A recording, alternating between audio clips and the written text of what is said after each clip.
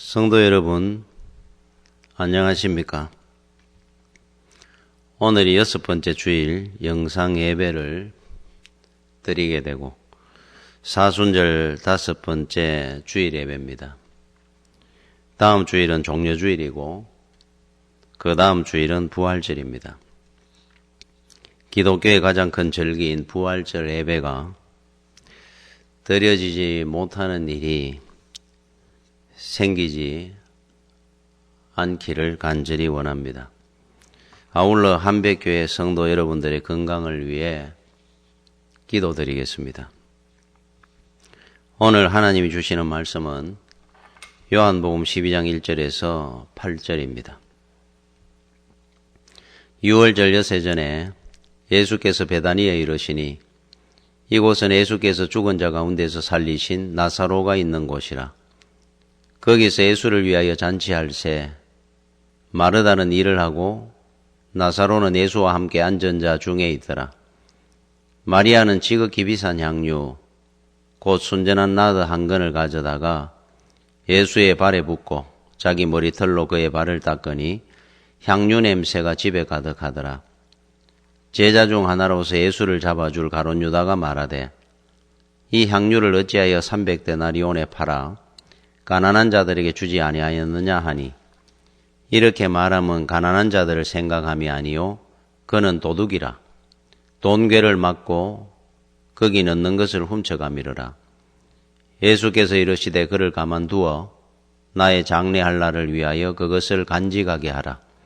가난한 자들은 항상 너희와 함께 있거니와 나는 항상 있지 아니하리라 하시니라. 아멘. 사람은 누구나 잘 되기를 원하고 성공하기를 원합니다. 어느 한 사람도 실패하기를 원하는 사람은 없습니다. 작가는 훌륭한 작품을 쓰기를 원하고 사업가는 더 큰 사업가가 되기를 원하고 정치가는 존경받는 정치인이 되기를 원합니다. 그런데 각각 자기 분야에서 성공하려면은 수없이 많은 참 어려운 계단을 거쳐 올라가야 됩니다. 운동선수들도. 자, 그러면 우리는 어떻게 해야 이 땅에서 잘 살고 성공하고 행복해질 수 있을까? 존귀하게 이 땅을 살아갈 수 있을까? 사람은 두 종류로 나누어집니다. 하나는 사람들에게 잘 보여야 이 땅에서 성공할 수 있다고 생각을 하는 사람들이 있습니다. 그래서 사람을 두려워하고 사람을 늘 신경을 씁니다. 그래서 이런 사람들이 오히려 예수 믿는 사람들을 이해를 잘 못합니다.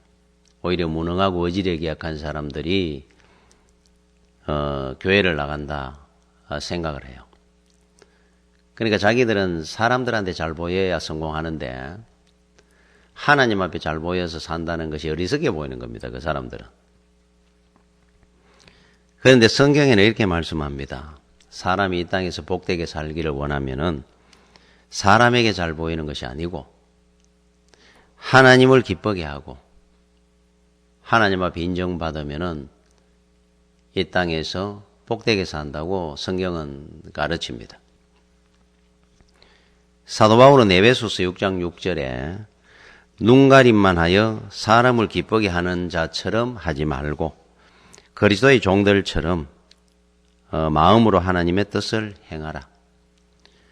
또 갈라디아서 1장 10절에 내가 이제 사람들에게 좋게 하랴. 하나님께 좋게 하랴. 사람들에게 기쁨을 구하랴. 내가 지금까지 사람들의 기쁨을 구하는 것이었다면 그리스도의 종이 아니니라. 라고 말씀을 했습니다. 그러니까 우리는 사람을 좋게 하고 사람 눈치 보고 사람을 기쁘게 하는 사람들이 아니고 하나님을 기쁘게 하고 하나님의 뜻을 행하고 사는 사람들이 그리스도인이다 가르칩니다. 성경에 나오는 인물 중에 참 문제가 있고 패역한 사람들의 특징이 사람들을 눈치를 봤습니다. 사람들에게 인정받으려고 했어요. 그 중에 대표적인 인물이 다윗의 아들 압살롬, 반란을 일으켰던, 그리고 비참한 죽음을 당했던 압살롬은 늘 사람들을 의식하고 살았습니다. 사람들한테 잘 보이려고 노력을 했던 사람이에요. 그 아버지 다윗과는 정반대입니다. 자, 예수님은 이 땅에 오셔서 우리한테 보여줬던 모범적인 모습들은 하나님을 기쁘게 하고 하나님을 두려워하는, 순종하는 삶을 살았습니다. 그래서 이는 내 사랑하는 아들이요 내 기뻐하는 자라. 마태복음 3장 17절에 하나님께서 얼마나 기뻐하셨던 정말 하나님의 아들이었습니다. 자, 사람은 하나님이 창조한 영적 존재이기 때문에 하나님의 만남, 하나님과의 도우심으로 많이 이 땅에서 사람은 복되게 살 수가 있습니다. 하나님이 복의 주인이시고 하나님이 창조한 우리 영적 존재들입니다. 하나님 없이는 이 땅에 절대로 행복한 삶을 살 수 없습니다. 미국으로 이민을 간 한 성도가 있었습니다. 한국에 있을 때도 그랬고 처음 미국 갔을 때 참 고생을 많이 할 때인데도 이분은 믿음 생활을 참 신실하게 했던 성도입니다. 그래서 고생을 하지만은 미국 가서 참 가족들과 참 예배드리면서 은혜 안에 열심히 성실하게 살며 행복하게 살았어요. 그러면서 하나님의 은혜 가운데 이제 자리를 잡은 겁니다. 이제 돈도 벌고 어느 정도 성공을 했을 때인데, 자, 돈 벌고 성공하고 나니까 이제 교회와 이분이 멀어지기 시작한 겁니다. 교회 오는 것보다 세상 모임이 더 좋고, 또 예배 드리는 것보다 친구들하고 모여가 술 먹고 노는 게 이제 더 좋은 겁니다. 자, 하나님을 떠나고 나가지고 그 인생이 어떻게 평탄하고 복되게 살겠습니까? 자, 어느 날 친구들과 술을 먹다가 그 술집 종업원과 시비가 붙었어요. 그래서 폭행을 한 겁니다. 그리고 이 사람이 나중에 경찰서에 가서 진술을 하면서 참 술이 채가지고 우발적으로 혹 실수로 그랬습니다. 이렇게 이야기를 한 것이 아니라 이제 객기로 어린 놈이 버릇이 없길래 내가 좀 때렸다. 그러니까 의도적으로 그랬다는 거죠. 이게 굉장히 큰 죄가 됩니다. 거기에다가 그 종업원은 장애인이었다 그래요. 신체적으로. 그래서 가중처벌을 또 받게 되고. 자, 잘 나가던 그 인생이 꼬이기 시작을 합니다. 사업이 어려워졌고 가정이 어려워졌고 그래서 인생이 무너진 겁니다. 아무것도 아닌 일 같았는데 그 일로 인생 전체가 다 무너져 내린 거예요. 새끼 꼬이듯이 꼬인 겁니다. 자, 우리가 알아야 될 것은 꼬인 인생도 하나님과 함께 하면은 세멘트 푸대 풀리듯이 풀립니다. 그렇게 잘 나가던 인생도 하나님 관계가 꼬이면은 세상에 새끼 꼬이듯이 다 꼬입니다. 자, 모든 출발은, 복의 근원은 하나님과의 관계입니다. 사람은 절대로 그 인간의 문제를 스스로 풀지 못합니다. 지식으로도 안 됩니다. 대학 총장도. 권력으로도 안 됩니다. 재물로도 안 됩니다. 그래서 권력 있고 대단한 부자가 그 가정의 자식 문제, 가정 문제로 또 여러 가지 어려운 문제로 잘못되어지는 거 한번 보십시오. 그래서 우리가 인생 살면서 어떻게 인생을 복되게 은혜롭게 사는 것이냐. 그건 한 길밖에 없습니다. 우리 주님께서 하신 말씀처럼 길이요 진리요 생명이신 예수 그리스도로 말미암아 우리는 이 땅에서 영원히 복된 길을 가는 겁니다. 그 길밖에 다른 길이 없습니다. 그래서 성도는 어떻게 살아야 되느냐? 하나님을 기쁘게 하고 살아야 됩니다. 하나님의 말씀을 순종하고 살고 하나님 앞에 인정받는 삶을 살면은 이 땅에 영원히 복된 인생이 됩니다. 어떤 문제가 생기면은 너와 나의 저 사람 때문이 아닙니다. 나와 하나님 관계의 문제입니다. 모든 문제는. 사람들에게 요즘 어떻게 삽니까? 이렇게 물으면은 뭐 보통 이렇게 얘기합니다. 그럭저럭 삽니다. 뭐 마지못해 삽니다. 뭐 죽지 못해 살죠 하는 사람들도 있어요. 자, 그런데 우리 자신에게 한번 정직하게 한번 질문을 해보십시오. 자, 우리가 예수 믿는 목적은 구원을 받기 위함입니다. 구원이라는 것은 천국을 의미합니다. 그러면 예수를 믿으면은 주님이 말씀처럼 천국이 어디 있습니까? 네 마음속에 이미 임했느니라. 예수를 믿으면 우리 마음에 천국이 이루어진다는 겁니다. 이거는 소득의 문제가 아닙니다. 내가 잘 살고 못 살고 그거하고 천국하고 상관없습니다. 내 마음에 기쁨과 평안과 감사와 은혜가 넘치는 천국이 이루어지는 것이 예수 믿는 첫 삶의 시작입니다. 그리고 우리 죽어서 천국 가는 겁니다. 이것이 구원입니다. 구원. 자, 그런데 예수를 믿는다고 하면서도 지금 혹시 우리 마음속에 막 그저 그렇게 산다, 마지못해 삽니다. 세상 사람들 이래 흔히 말하는 것처럼 그 예수 안 믿는 겁니다. 제가 어릴 때 옛날에는 참 어려웠죠. 경제가 생활이 어렵습니다. 요즘은 얼마나 거기에 비해서 그때 비해서 잘 삽니까? 그러면 그만큼 더 우리가 행복해진 겁니까? 행복이라는 것은 돈은 천국의 열쇠가 아닙니다. 천국의 열쇠는 믿음입니다. 그래서 여러분들의 삶이 천국이 이루어지기를 원한다면은 이 땅에서 우리가 부자 되고 싶어서 노력하는 반이라도 믿음의 부자가 되기를 여러분들이 노력한다면은 정말 소득에 상관없이 이 땅에서 우리는 천국의 삶을 사는 겁니다. 예수가 우리 마음속에 들어오면은 천국이 이루어지게 돼 있어요. 그래서 찬송 438장 3절에 높은 산이 거친 들이 초막이나 궁궐이나 내 주 예수 모신 곳이 그 어디나 하늘나라 천국이라는 겁니다. 초막이든 궁궐이든 그 상관없다는 거예요. 높은 산이든 거친 들이든 주님이 함께 하면은 그곳이 곧 천국입니다. 우리 마음 속에서부터. 그래 예수를 믿으면 첫 번째 일어나는 하나님의 은혜와 복이 뭐냐?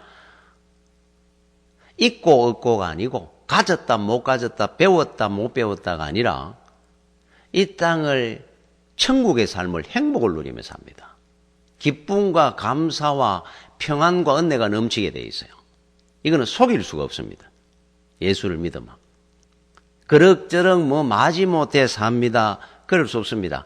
있다 없다로 평가하지 않습니다. 천국은.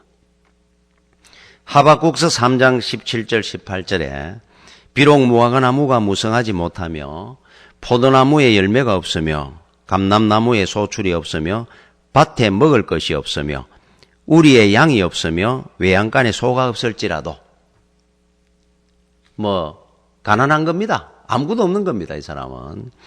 그런데 나는 여호와로 말미암아 즐거워하며 나의 구원의 하나님으로 말미암아 기뻐하리로다. 이 사람은 그런데도 불구하고 기쁨과 즐거움이 천국이 이루어져 있다는 거잖아요. 우리는 흔히 있다 없다를 가지고 저 사람은 행복하다 뭐 불행하다 이걸 우리는 혹시 판단하려고 할 때가 많습니다. 그렇지 않다는 이야기입니다. 예수가 곧 행복이고 천국입니다. 그래서 우리가 교회 다니는 것이 중요한 것이 아니고 예수 믿는 것이 중요한 겁니다. 야, 전선을 꼽으면 전기가 들어옵니다. 예수를 믿으면은 당연히 구원과 천국이 오게 돼 있어요. 그죠? 삶이 어떤 환경이나 자리가, 삶의 환경이나 자리, 소득의 이거와 천국과 무관합니다. 사도 바울의 삶을 한번 보십시오. 2000년 전에 우리 성도들의, 초대교회 성도들 한번 보십시오. 순교자들의 삶을 한번 보십시오. 사도 바울은 로마 감옥에, 빌립보 감옥에 있으면서도 다 나와 같이 되기를 원합니다 그랬잖아요. 이 행복과 기쁨을 함께 누리기를 원합니다 그랬어요. 삶의 자리는 감옥이라 할지라도 열악한, 그의 마음은 천국을 누리고 살았으니까. 이게 구원입니다. 바로 이것이 바로 믿음입니다. 자, 그렇다면 예수님을 믿는데도 불구하고 왜 우리 삶의 구원이 천국이 이루어지지 않습니까? 전선을 꼽으면 전기가 도르듯이 하나님과 믿음의 접촉이 불량해서 그런 겁니다. 그 옛날에 어떤 사람, 우리나라 초창기 그 전기가 처음 들어올 때, 그때 서울에 이제 뭐 부잣집에나 전기가 처음 들어오고 할 때, 왕궁이나, 그때 어느 이제 시골 사람이 서울의 부자 친척집에 잔치집에 왔는 거예요. 그래서 와서 보니까 깜짝 놀라니 호롱불 켜고 살던 사람이 백열전구에 불이 도르는 거 보고 깜짝 놀란 겁니다. 이 밤에 이렇게 환할 수가 있을까? 그래서 나중에 이제 잔치를 마치고 집으로 가면서 그 백열전구를 하나 가지고 갔어요. 그리고 촌에 가가 자기 동네 사람들 다 부른 겁니다. 이게 뭔 줄 아느냐? 이게 신기하고 놀라운 거다. 밤이 되면은 여기에 불이 들어오는데 대낮처럼 밝은 불이 들어온다. 이거 내가 서울 가보고 깜짝 놀랐는데 그래서 내가 이걸 가져왔다고. 시골 사람들이 보니까 뭐 유리 전구 조그만한 거지 저기 불이 돌아가 대낮처럼 밝다 그러니까 그 이해가 안 되지 않습니까? 그리고는 온 동네 사람들이 다 모인 겁니다. 그 신기한 거를 한번 보려고. 자, 이 사람이 기둥에다가 대못을 박았습니다. 그리고 이 전구를 끈을 묶어가지고 걸어놨어요. 자, 거물거물하게 해가 집니다. 저녁이 됐습니다. 불이 안 들어옵니다. 밤이 돼서도 불이 안 들어옵니다. 몇 시간을 앉아 기다리던 동네 사람들이 핀잔을 줍니다. 근데 저럴 줄 알았다. 저기 뭐라고 저기 불이 들어오겠느냐. 무슨 그런 사기꾼한테 속아가 왔느냐. 이 사람이 보니까 이해를 못하니 불이 분명히 돌았는데 전선을 꼽아가 전기가 돌아야 백열전구에 불이 도는다는 사실을 몰랐던 거죠. 백열전구가 무슨 능력이 있어가 불을 내겠습니까? 자, 우리가 교회를 온다고 해서 구원이 이루어지고 천국이 이루어지는 것이 아니라 하나님과의 믿음의 접촉이 이루어져야만이 천국의 기쁨과 은혜와 능력의 불이 들어오는 겁니다. 자, 그래서 우리가 교회를 다니는 게 중요한 것이 아니라 예수를 믿는 게 중요합니다. 믿음이 중요한 거예요. 그래서 사도 바울은 로마서 1장 17절에 오직 의인은 믿음으로 살리라. 오직 다른 길이 없다 이 말이에요. 성도는 믿음으로 말미암아 사는 겁니다. 믿음이 모든 것들의 근본이고 시작입니다. 자, 그러면은 성도의 바른 믿음은 어떤 믿음입니까? 하나님을 자신과 세상의 주인임을 인정하는 믿음입니다. 자, 주인임을 인정한다면은 당연하게 하나님을 기쁘게 하고 하나님의 영광을 위해서 사는 그 믿음이 바로 온전한 믿음입니다. 자, 하나님이 주인이시고 복의 근원이시면 이제는 하나님의 영광과 기쁨을 위해서 사는 것이 온전한 믿음입니다. 하나님이 뭘 기뻐하시고 하나님이 뭘 원하시는지를 알고 거기에 나를 맞추어 사는 것이 온전한 믿음입니다. 내 기쁨을 위해 사는 것이 아니라 내 영광을 위해 사는 것이 아니고. 김동호 목사님이 그 글에 보니까 이런 내용이 나와요. 옛날에 그 대신방 있을 때 그때 이제 대신방을 이래 하게 되는데 그러면은 대신방을 하다 보면 이제 점심때가 되면은 점심때 그 시간에 신방을 받는 집에서 점심을 식사 준비를 하는 겁니다. 그런데 이제 어느 날 어느 집사님이 예를 들어가 오늘 우리 집에서 내가 점심 준비를 해야 된다 그러면은 그 전에 사모님한테 전부 전화를 합니다. 목사님이 좋아하는 음식이 뭡니까? 물어보는 거예요. 그런데 이제 사모님이 안 가르쳐 주는 겁니다. 우리 목사님 다 잘 잡수습니다. 아무기나 하셔도 돼요. 다 맛있게 잘 잡수니까 괜찮습니다. 이제 안 가르쳐 주니까 그 앞에 하신 집사님들 집에 전화해가지고 묻는 겁니다. 여러 음식들을 해놨는 중에 목사님이 젓가락이 어느 음식에 많이 가느냐 그렇게 물었다 그래요. 그러면은 그 앞에 하신 분이 목사님이 주로 어떤 음식에 젓가락이 많이 가더라. 그럼 그거를 이제 하는 겁니다. 그래 김동호 목사님이 한 번은 이제 신방을 하다가 오늘 또 하고 일주일도 하고 뭐 2주일도 하잖아요. 하면서 이상하게 느낀 것이 이상하게 자기가 좋아하는 그 반찬이 이 집에서도 나오고 저 집에서도 나오고 매 가는 데마다 나오더라는 거예요. 그래서 나중에 이제 그 어느 한 집사님한테 물은 겁니다. 집사님, 제가 이 음식을, 이 반찬을 좋아하는 것을 어떻게 하셨습니까? 우리 집사람도 이야기 안 했다 그러던데. 그런데 그 앞에 어느 집사님 집에서부터 계속 이 반찬이 나오던데 이게 너무 신기합니다. 그랬더니만은 그 집사님이 이렇게 대답을 한 거예요. 목사님, 사모님한테 물어서 안 가르쳐 주길래 그 앞에 하신 집사님들한테 전화를 하니까 하면서 물었다는 겁니다. 목사님이 젓가락이 어디에 많이 가더냐 물으니까 주로 이 반찬에 목사님 젓가락이 많이 가더라 그러길래 했다는 거예요. 그리고 집집마다 그걸 듣고 이제 다 하는 겁니다. 그때 목사님이 바로 이거구나. 믿음의 성공도 목사는 목회에 성공하는 방법은 하나님의 젓가락이 어디로 많이 가느냐를 보고 하나님의 젓가락이 많이 가는 것을 준비하고 하나님께 그렇게 대접한다면은 반드시 내가 목회에 성공하겠구나. 성도들이 믿음도 그렇게 하면은 성공하는구나 생각을 했다 그러잖아요. 그렇죠? 믿음은 자기를 기쁘게 하는 것이 아니라 하나님을 기쁘게 하는 겁니다. 그런데 자기를 기쁘게 하는 삶은 반드시 어리석고 불행해집니다. 하나님을 기쁘게 하는 삶을 살면은 더 큰 기쁨과 행복과 은혜를 받습니다. 자기 기쁨을 위해 사는 것은 불행의 시작입니다. 사람은 하나님이 뭘 원하시는지, 하나님이 뭘 기뻐하시는지, 하나님의 젓가락이 주로 어디를 많이 가시는지 그거를 알고 준비하고 행하는 삶을 사는 사람은 반드시 이 땅에 존귀한 자가 됩니다.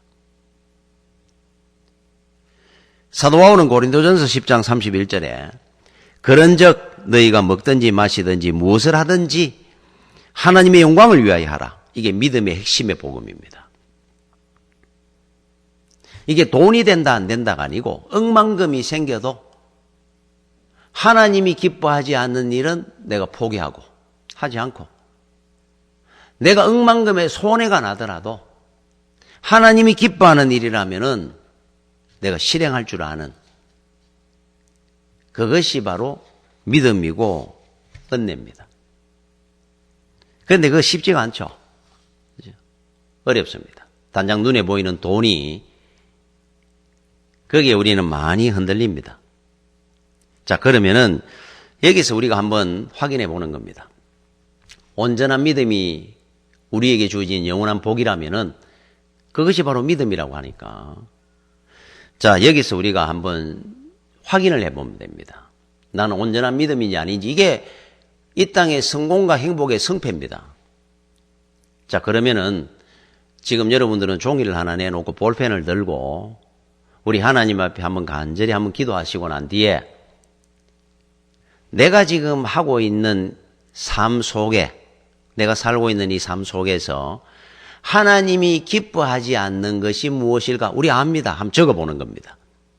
내가 말이 조금 하나님이 기뻐하지 않도록 말을 한다. 행동을 한다. 인간관계를 하고 있다.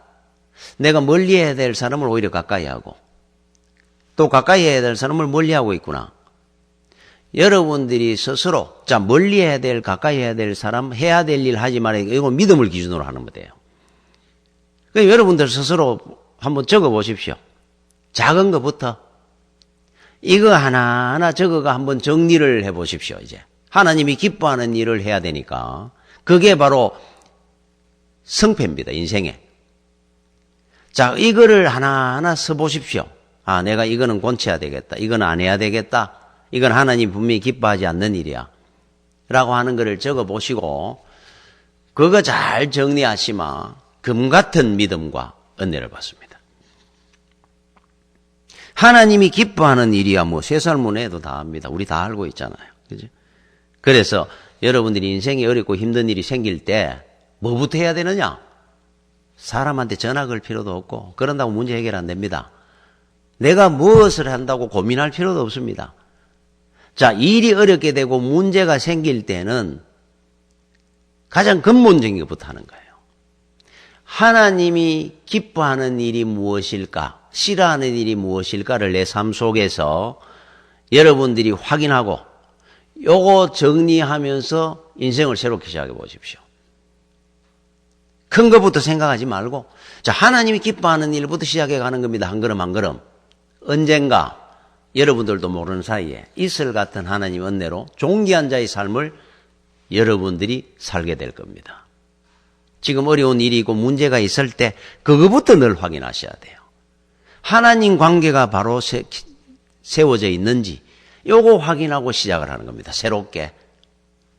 자, 오늘 본문의 주인공 제가 읽었던 마리아라는 여인이 바로 그런 사람입니다. 자기 기쁨보다 주님의 기쁨을 위해서 내어놨던 사람이에요.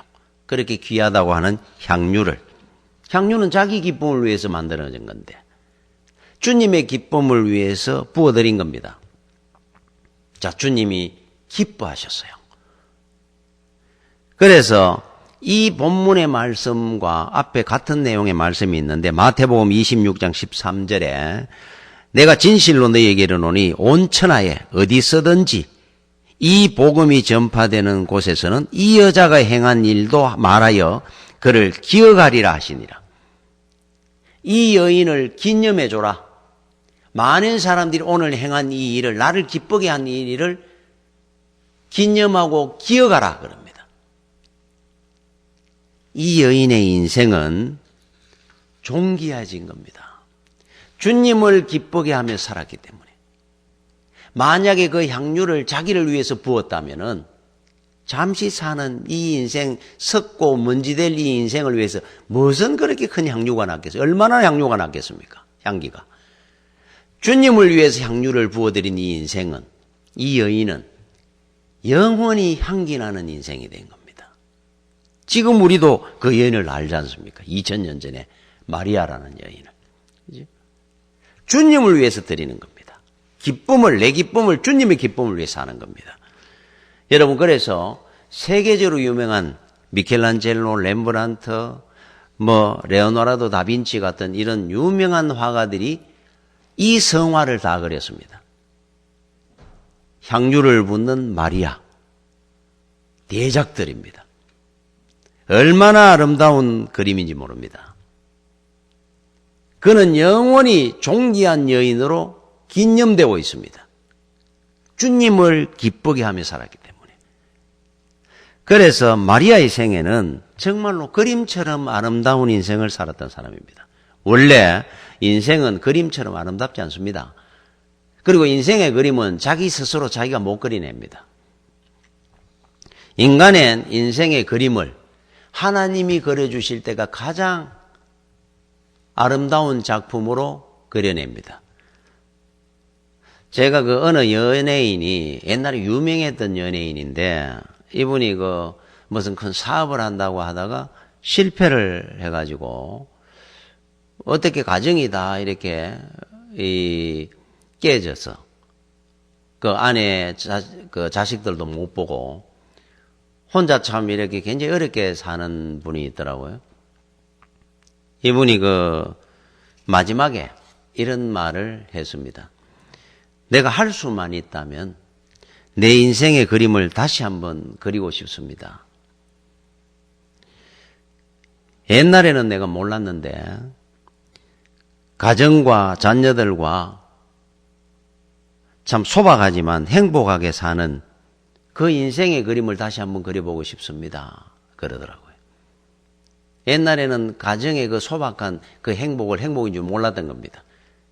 돈을 따라가고 인기를 따라가고 그러다가 불행해지고 나서 돌아보니까 그때가 행복해서 인간은 여러분 새로 그 그림을 그리게 한다 할지라도 인생의 그림을 그릴 수 있도록 기회를 줘도 인간은 또 그쪽으로 모릅니다. 또 몰랐다 그럽니다. 행복할 때 행복인 줄 모릅니다. 하나님 은혜 안에 살 때가 가장 복된 건지 그때를 몰라요. 사람은 늘 스스로 불행의 길을 가는 겁니다. 그래서 사람은 자기 그림을 자기가 못 그려냅니다. 인생의 그림을. 자, 인생의 그림은 주님이 가장 아름답게 그릴 수 있어요. 누구의 인생이든. 그런데 그 그림을 그리는 재료가 오늘 마리아가 주님에게 드렸던 사랑, 헌신, 감사, 이거를 재료로 주님은 그 사람의 인생의 그림을 그려줍니다. 참 나는 부족하고 연약한데도 마리아처럼. 그러나 주님 앞에 우리가 감사하고 헌신하고 주님을 사랑하고 기쁨을 드리는 이 작은 믿음을 보시고 주님은 가장 아름다운 인생의 그림을 그려줍니다. 어느 그 장로님이 프랑스 여행을 갔다가 몽마르트 언덕이라는 곳을 이렇게 가봤는데 그 언덕에 가니까 정말 많은 화가들이 있더라 그래요. 그리고 초상화를 그려주고도 하고. 그래서 이제 장로님이 초상화를 그렸다 그럽니다. 기념으로. 그리고 나중에 이제 그림을 그렸던 그 화가한테 자기 그림을 받았는데 보면서 얼마나 기분이 좋았다 그래요. 왜냐하니까 자기 실물보다 훨씬 더 멋있고 아름답게 그려줬더라 그럽니다. 너무 멋있더라 그래요. 그림 속에 자기가. 그래서 너무 기분이 좋았다 그러더라고요. 여러분, 몽마르트 언덕의 화가보다 내 실물보다 내 인생을 더 아름답고 행복하고 귀하게 그려주실 수 있는 분이 주님입니다. 나는 그렇게 못 그립니다. 나도 그 중에 한 사람입니다. 주님이 그려주신 작품이에요. 나는 부족하고 미련하고 연약하고 모자라고 실수 많고 돌이켜보면은 잘한 것보다 잘못한 게 더 많은데도 주님은 내 인생을 내 원래 내 실물보다 더 아름답고 존귀하고 복되게 그려주셨습니다. 주님이 그려주신 인생입니다. 그래서 어느 그 그리스도인의 글에 이런 글이 있었습니다.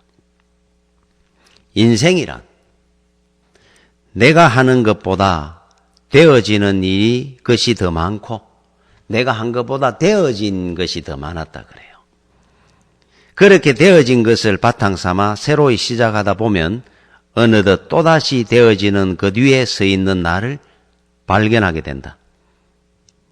바로 그런 과정의 연속인 것 같다는 생각이 듭니다. 중요한 것은 그처럼 되어지는 것이 내가 하는 것 혹은 하려는 것을 이끌어가고 있다는 점입니다. 외부로부터 오는 그 힘이 내가 행하고자 하는 것과는 달리 되어지는 것 쪽으로 나를 이끌어가고 있음을 분명히 느끼며 나는 살아가고 있습니다. 바로 하나님의 힘입니다. 내가 하려는 것보다 살소 이래 돌아보면 만약에 그때 내가 하려는 대로 했으면 어떻게 할 뻔했을까? 그럴 때가 더 많습니다. 우리는. 하나님이 되어지도록 우리를 이끌어 가신 그 은혜로 말미암아 오늘의 내가 이 자리에 있는 겁니다 하는 고백입니다. 맞습니다. 우리 한번 돌아보십시오. 내 힘으로 한 것이 얼마나 있는지. 크고 귀한 것은 되어진 것들입니다. 하나님 은혜로. 저희 아버지도 그런 말씀을 흔히 하셨습니다. 참 인생을 이래 살았는 걸 돌아보면 그때 어떻게 그 사람을 만나고 어떻게 그런 결정을 하고 어떻게 그런 일이 있었는지를 참 신기하고 놀랍다는 거예요. 그 일제시대 때부터.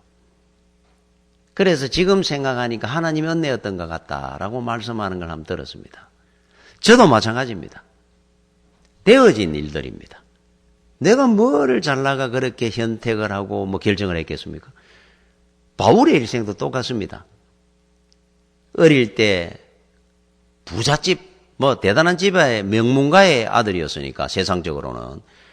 그래서 어릴 때 예루살렘으로 유학을 와가지고 나름대로 열심히 노력해 가말리엘의 최고의 문화생이 되고 자기가 원한 대로 젊은 나이에 권력의 중심부까지 출세를 했습니다.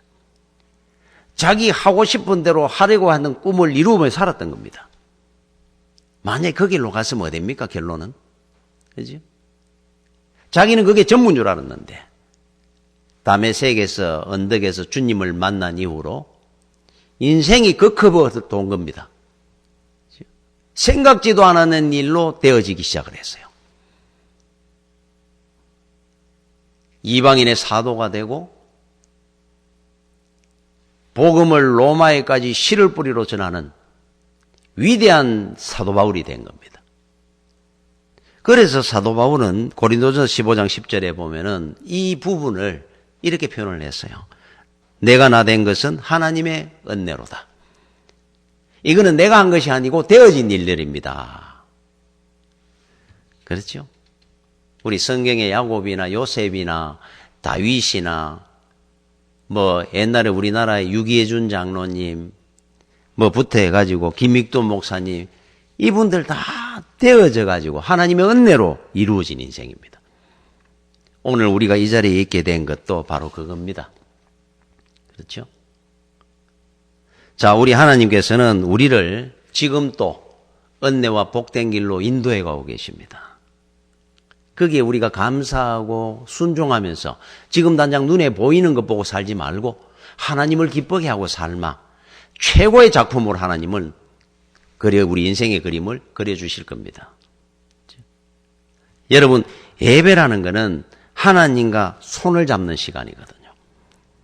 믿음이라는 건 하나님의 줄만 잡고 사는 겁니다. 제 어떤 분은 유명한 사람 손 한번 잡아가 악수하고 나면 뭐 3일간 안 씻는다 그래요. 3년을 안 씻어봐야 그거 가지고 내 인생 변화 안 됩니다.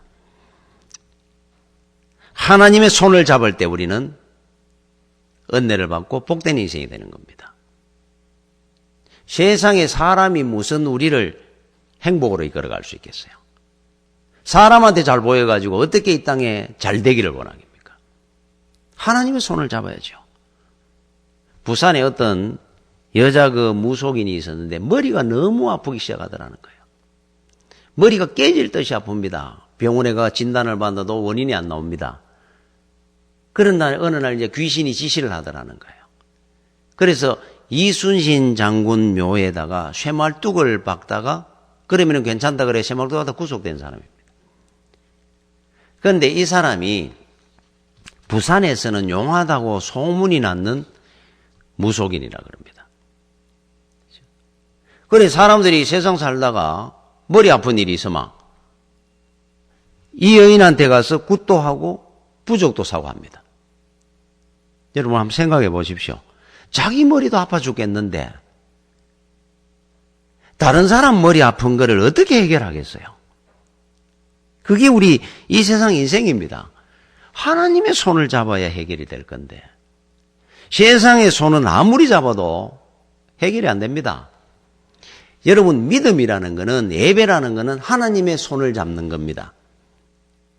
우리나라 그 서울 그 88 올림픽 때 그때 우리 올림픽 주제곡이 손에 손 잡고 벽을 넘어서 여러분 세상의 사람들끼리 손 잡는다고 이념의 벽을 미움과 갈등과 의심의 벽을 못 넘습니다. 아무리 손 잡아도. 지금 한번 보십시오. 이 나라도. 세계를 한번 보십시오. 사람의 손은 잡는다고 해결이 안 되고 사람의 손을 잡아가지고 어떤 문제도 어떤 벽도 못 뛰어넘습니다. 그래서 오늘 마리아처럼 하나님을 기쁘게 하고 주님의 손을 잡으면은 여러분이 이 땅에 어떤 문제든 어떤 벽도 뛰어넘습니다. 주님이 거뜬하게 들어올려 주시는 거예요.